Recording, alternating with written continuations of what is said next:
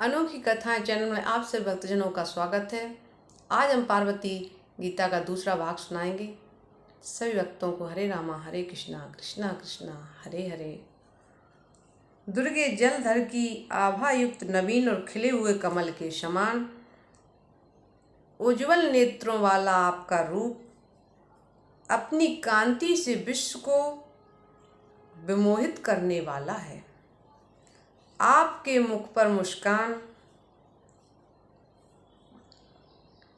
सुशोभित है, आपके गले में बनमाला और अंगों पर रत्न जड़ित अंगद आदि आभूषण सुशोभित हों रहे हैं। जगत का उद्धार करने वाली देवी, मैं आपको भक्तिपूर्वक प्रणाम करता हूँ।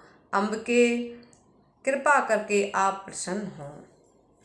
जगदम्बे, आपके विश्वात्मक रूप और गुणों को सर्वात्मना वर्णन करने में तीन लोकों में देवता अथवा मनुष्य कोई भी सक्षम नहीं है। फिर भी अल्पमति उसका कैसे वर्णन करूं। आप अपने स्वाभाविक गुणों से मुझ पर दया करते हुए अपनी परम माया से मुझे मोहित न करें। विश्वेश्वरी, आपको नमस्कार है। आज मेरा जन्म और तप सफल हुआ। जो त्रिलोक जननी आप मेरी पुत्री के रूप में आई। माँ, मैं धन और कृतार्थ हुआ, जो कि आपने नित्या प्रकृति होकर भी अपनी लीला से पुत्री भाव से मेरे घर में जन्म लिया है। मैं मैना के भी भाग्य की क्या सराहना करूं, जिन्हें अपने सैकड़ों जन्मों के अर्जित पुण्यों के प्रभाव से त्रिलोक जननी की भी जननी होने का सौभाग्य मिला है।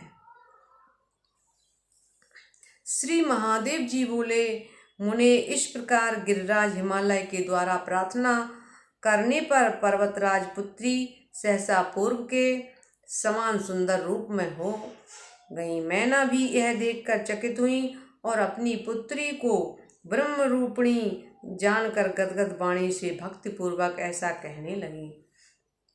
मैना बोली, माता जगदम्बिका, मैं ना तो आपकी स्तुति ही जानती हूँ एवं ना भक्ति, फिर भी आप अपने करुणामय स्वभाव के कारण मुझ पर कृपा करती रहें। आप ही संसार की सृष्टि करती हैं, आप ही सभी कर्मों का फल प्रदान करती हैं, आप ही सभी का आधार हैं और आप ही सभी को व्याप्त करके स्थित रहती हैं। श्री देवी जी बोली, माता, आपने और पिताजी ने उग्र तपस्या करके मुझ परमेश्वरी को पुत्री रूप में पाने के लिए आराधना की थी। आप दोनों की उस तप का फल देने के लिए ही लीला पूर्वक मैंने नित्या प्रकृति होकर भी हिमालय के द्वारा आपके गर्भ से जन्म लिया।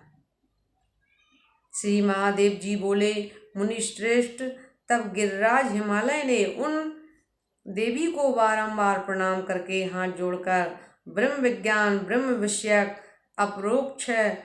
अप्रोक्ष अनुभूति संबंधी ज्ञान की जिज्ञासा की।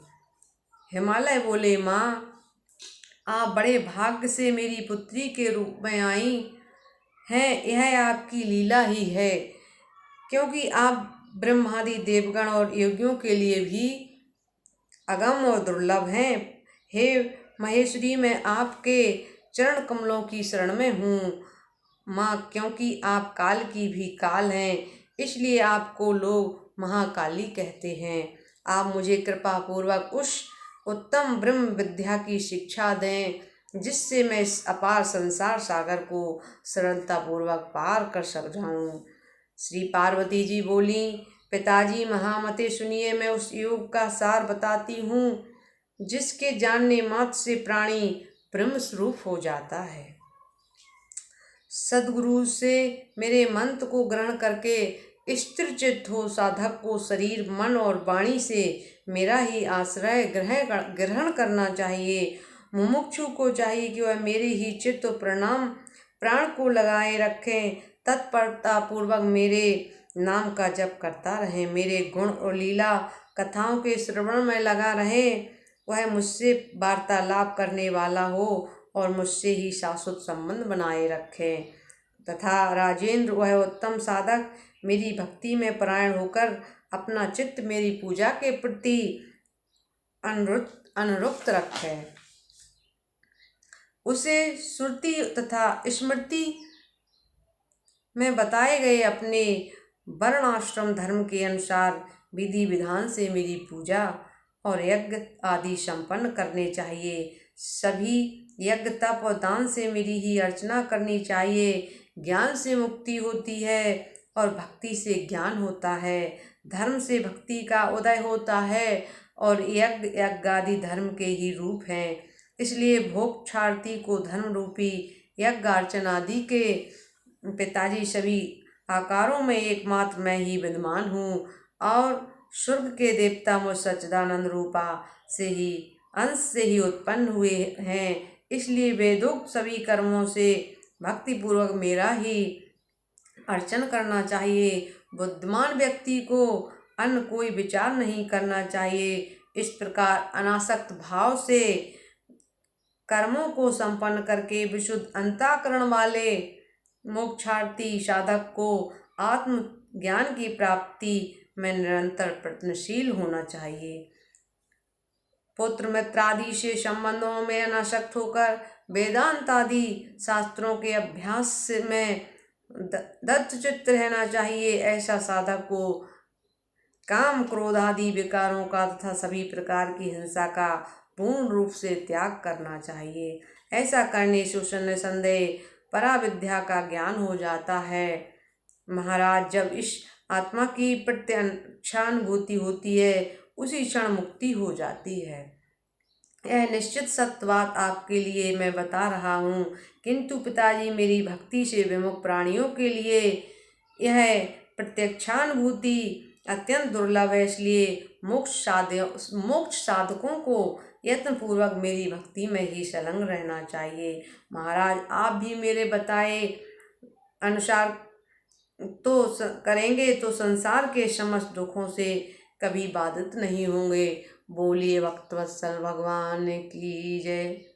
हरे रामा हरे कृष्णा कृष्णा कृष्णा हरे हरे। दूसरा भाग पार्वती गीता का समाप्त होता है। अगले वीडियो में तीसरा भाग लेके आएंगे। सभी भक्तों को जय श्री राधे कृष्णा।